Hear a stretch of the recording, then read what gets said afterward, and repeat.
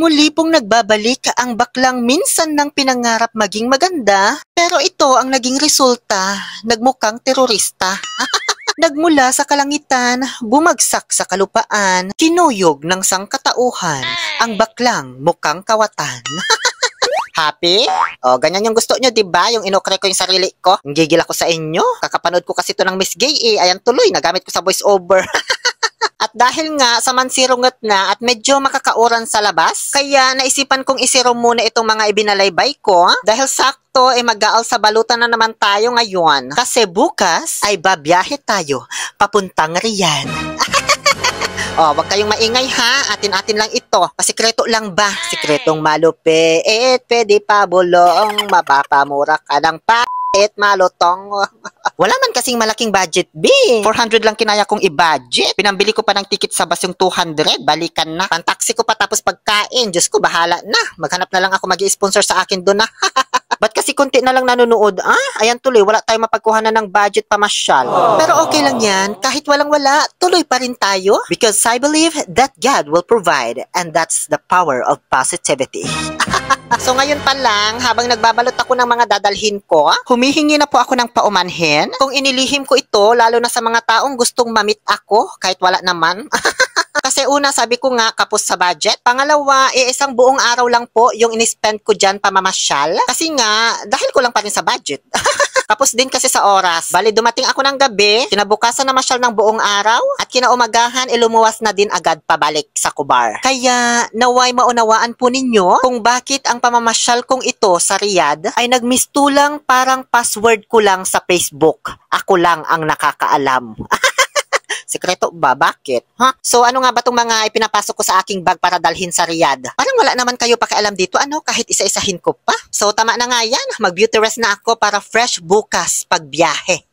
So kinabukasan pagising ko, syempre magkakape muna ako tapos kakain ng tinapay para hindi gutumin sa biyahe. Wala pa namang pagkain doon sa bus na binook ko ngayon. Hindi gaya noong naunang journey ko sa Riyadh na VIP bus na may kasama ng pagkain. Alam nyo guys, habang nag-almusal ako, pinag-iisipan ko pa rin talaga kung tutuloy ba ako o hindi. Kasi kinakabahan talaga ako sa budget ko. Baka ma-short, hindi ako makauwi.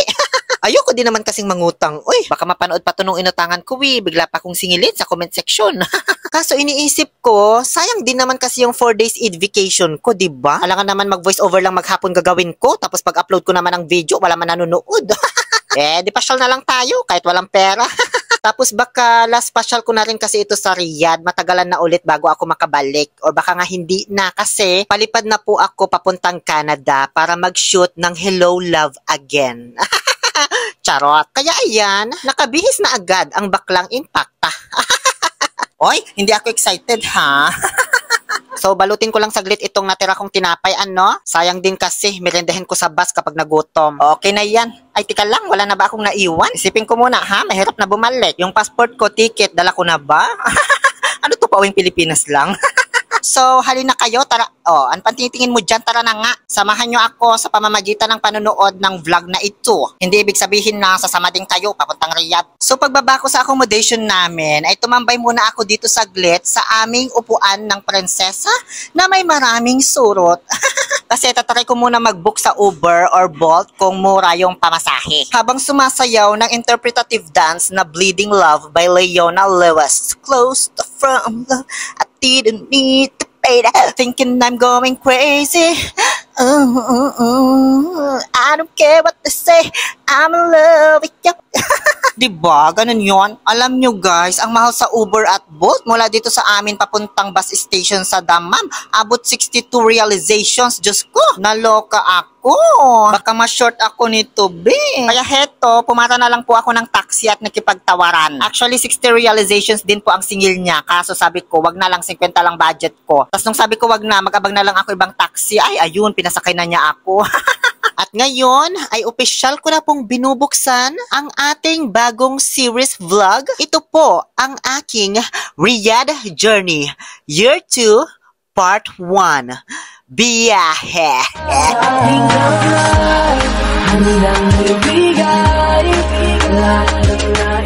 Wag kayong mainip ha kasi hanggang part 10 po ito. Ngayon, andito na po ako sa may Damam Bus Station. Keep the change po, sir. Keep the change. Wala nang ampe. O, tama ba itong sinukli niya sa akin? 50? 10, 20, 30, 40, 50. O, tama naman. So, ayan yung departure area. Dire-diretsuhin ko lang. Actually, lumampas ako. Buti sinabihan ako nung isang nakatambay dito. Diyan po yung pasukan. Lampas ka na, sabi. Di ko man alam na ito pala yung pasukan. Uy, hindi halata. So, dito po sa waiting area nila, pwede ka na bumili dito ng ticket kung wala ka pang nabili online. Pero ako, nakapag-book na kasi ako online, balikan na. Bali, 100 reals po, papunta doon sa Riyadh at pabalik 100 din. So, 200 sarado. Walang pagkain, ha? Bali, dumating po ako dito 12:30 at alauna pa yung departure nung bus na binook ko. Kaso sakto, may paalis na bus 12:30. Kaya sabi nung guard sa akin, pwede naman na daw sumabay kasi hindi naman puno. Sabi ko ayoko kasi di naman ako nagmamadali. At para makapag-video-video na rin dito, no? Parang itong CR nila na naaninag ko lang sa may di kalayuan. Kaya pinuntahan ko para maipakita ko sa inyo kung gaano kaganda at kalinis. O, di ba ang ganda? Preskong-presko, walang kisame. O, so bago nyo i-bash ha, gusto ko lang ipaalam sa inyo na temporary lang po ito. Kasi sa pagkakaalam ko, nire-renovate yung bus station dito. Hindi naman kasi pwedeng itigil ang operasyon dahil lang sa may renovation, diba? Kaya ganyan na muna pansamantala. Ngayon, pasakay na ako. Ayan siya sa loob, diba ang ganda? Para ka lang din nasa loob ng eroplano. So hinanap ko lang dyan yung seat number ko na nasa ticket. Meron na ding CR dito sa loob, ayan Abot kasi 6 hours yung biyahe kasama na stopover. Mula Dammam to Riyadh. Alam nyo, ngayon ko lang nalaman guys, na malapit lang pala ito sa Marina Mall. Kung alam ko lang sana, nagbus na lang ako papunta dito. 4 lang. Dumadaan kasi sa Marina Mall yung public transport bus nila dito. Kaso need mo nga lang maglaan ng mahabang oras kasi matagal yung biyahe pahinto-hinto. Hindi gaya kapag taxi, abot 20 to 30 minutes lang. Pag public transport bus, abot 1 oras. At ayan, nakaupo na po ako ng matiwasay. Magsushoot pa sana ako ng mga eksena dyan. Kaso may dumaan naman na pasahero. Uy, nanggigil ako sa kanya. Nahiya na tuloy ako. So ayan, take 2 na lang natin. Okay na yan, binuksan ko lang yung kortina kasi may padaan na naman. Padami na ng padami yung pasaherong dumarating. Medyo sumakit yung ulo ko kaya naglagay muna ako ng kateng ko sa noo. At sa ilong, bahala na kung mga moy dito sa loob ng bus. Wala akong pakialam. Kayo na lang yung mag-adjust. May saksakan na rin pala ng charger tsaka lamesa sa may likuran ng upuan na nasa harapan mo. O diba parang eroplano lang talaga guys. Ngayon ay nagsimula ng umandar yung bus kaya iidlip muna ako habang nakikinig ng mga kanta ni Moira de la Torre. 1 hour na playlist to ha. Ewan ko na lang kung di pa ako makatulog dyan. Mamaya na ako mag-video-video kapag malapit na tayo sa Riyadh. Ano? O siya, babalikan ko kayo ha. Babalikan ko kayo. Pasensya na kung papatulogin na muna ang pusong napagod kakahintay.